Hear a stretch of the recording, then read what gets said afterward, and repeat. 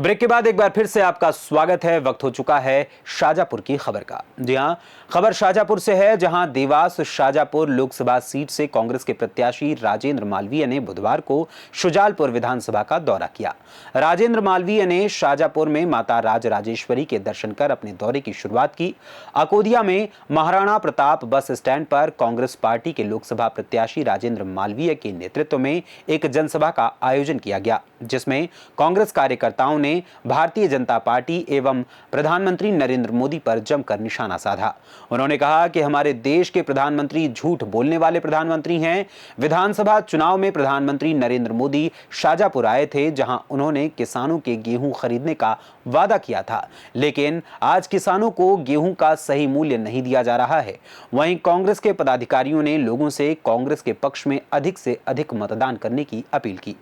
इस कार्यक्रम का संचालन कार्यकारी जिलाध्यक्ष अशोक परमार ने किया एवं आभार अकोदिया ब्लॉक अध्यक्ष महेंद्र मेवाड़ा ने सभी का व्यक्त किया। इस अवसर पर कांग्रेस पार्टी राष्ट्रीय महासचिव महेंद्र जोशी, जिला अध्यक्ष नरेश्वर प्रताप सिंह, विधानसभा प्रत्याशी एवं पूर्व जिला अध्यक्ष रामवीर सिंह सिकरवार सहित तमाम पदाधिकारी मौजूद रहे। कि भी आपको जो सांसद निधि जो आपको मिलती है, वो सांसद निधि आपने लेफ्ट क्यों करा दी? सांसद निधि आपने यहाँ पे क्यों नहीं दी? क्यों नहीं जनहित में अपने काम करे? तो ऐसे सांसद जब आए तो हमको बाय बाय टाटा कर दीजिए। मेरा इस अकोदिया से बड़ा प्रेम का लगाव है। वो इसलिए है कि मेरे बाबूजी यहाँ से चुनाव लड़े, उसके बाद भी यहाँ से इंदौर जब भी भाई लोग पढ़ने आते थे, मैं कहीं बताता नहीं हूँ नरेंद्र भैया, यहाँ से जितने भैया लोग जब इंदौर पढ़ने आते थे 2002 से लेकर अभी तक मैं हमेशा कहीं न कहीं उनके बीच में रहा हूँ। कहीं न कहीं मैं थोड़ा बहुत कहीं न कहीं मैंने उनका सहयोग ही किया है। तो मेरा निवेदन है कि मैं तो आपके बीच का हूँ, आपका भाई हूँ, आपका बेटा हूँ। एक बार आप विश्वास करिए, मैं हमेशा आपके बीच में रहूंगा।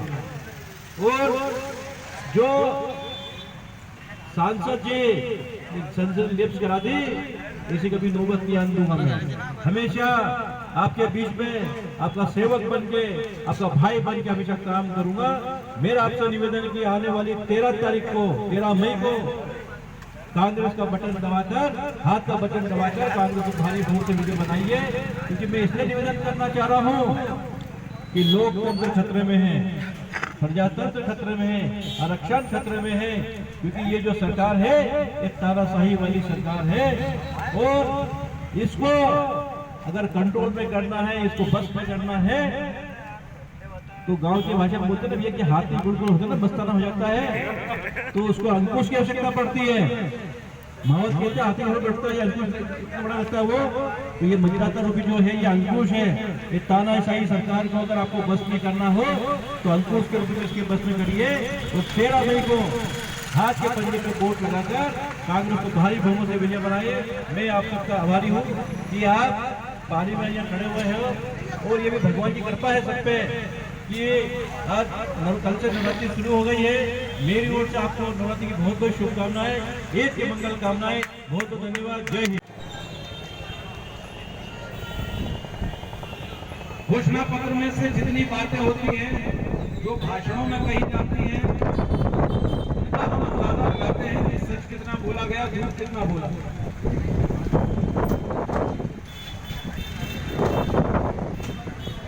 मुझे कहते हुए कोई अच्छा नहीं लग रहा, लेकिन आपको बताना चाहिए। हमारे माननीय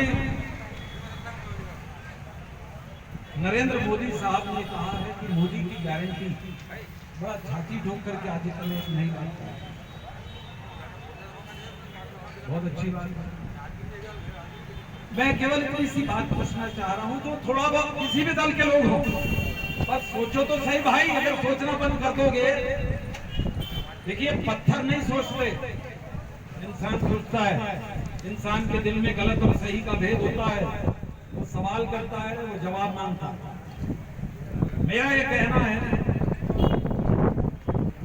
महंगाई कम करने की गारंटी किसने दी थी उस जमाने में? किसने दी थी भैया? मोदी जी ने। बहुत हुई महंगाई की बात। बहुत किसानों की मार पर बात करी थी। किसानों को हम हमारे अन्नदाता है और 75 साल होंगे तो 2022 में हम इनकी आय दुगनी कर देंगे। अच्छा, दूसरी बात, एक बात बड़ी कला होती है ये, एक आदमी 2013 से 14 के जो चुनाव हुए, उन्होंने आपको जो जो कहा आपने उस पर भरोसा किया और उनके पक्ष में मतदान कर दिया, वो सरकार भी बनी। लोगों को लगा, बार बार पूछते थे, वो मंच से पूछा उन्होंने अच्छे दिन, तो लोगों को सोचा कि कहीं ना कहीं से आ जाते हैं अच्छे दिन। आपको तो आई गए होंगे अच्छे दिन, ये तो महसूस हुई रहा होगा। उन्होंने कहा था, हमने नहीं, और उनके कहे गए शब्द, क्योंकि वो तो अवतार हैं, मनुष्य तो है नहीं। उन्होंने कहा था कि हम 2 करोड़ रोजगार देंगे। अब 2 करोड़ की जो गारंटी थी वो थी ना, फिर उन्होंने उसको बीच में कहा कि नहीं, जो पकौड़े बनाता है, भजिए बनाता है, वो भी मेरी गारंटी में शामिल है। तब मेरे को थोड़ी तकलीफ हुई कि यार ऐसी बात तो समझ नहीं है।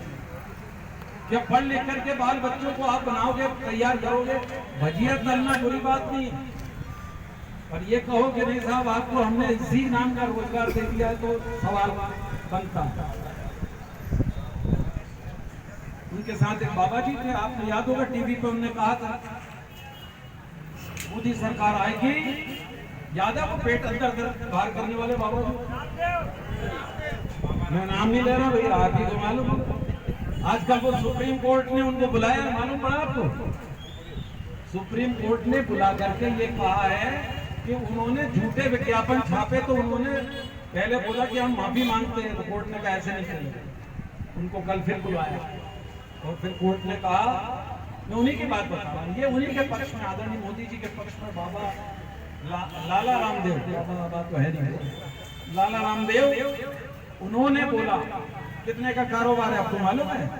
उन्होंने लोगों से कहा कि तुम योग करना शुरू करो, तो काम धंधे छोड़ दो। लोगों ने काम धंधे छोड़े, योग करना शुरू किया।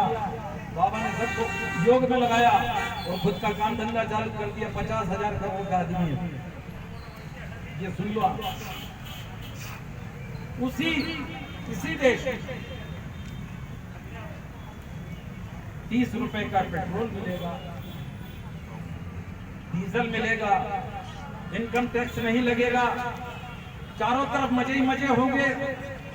अच्छा, लोग इतने भले, हमारे तो सनातन धर्म में बहुत अच्छी बात है कि कोई दाढ़ी वाला आ जाए, कोई कपड़ा भगवा पहन के आ जाए, तो हमारे प्रति मन में आस्था पैदा हो जाती है। चलो भाई, कोई ना कोई धार्मिक आदमी, तो वो हमारी तो आस्थाएं हैं, चाहे वो रंगों के प्रति हो या वो चेहरे के प्रति हो, दाढ़ियों के बाल के प्रति हो, सबके प्रति हमने उनकी बात पर भरोसा किया। 2014 में सब कुछ हुआ, इतने सालों से जो चला आ रहा। मेरा सवाल ये है कि 15 लाख रुपए की बात करी थी,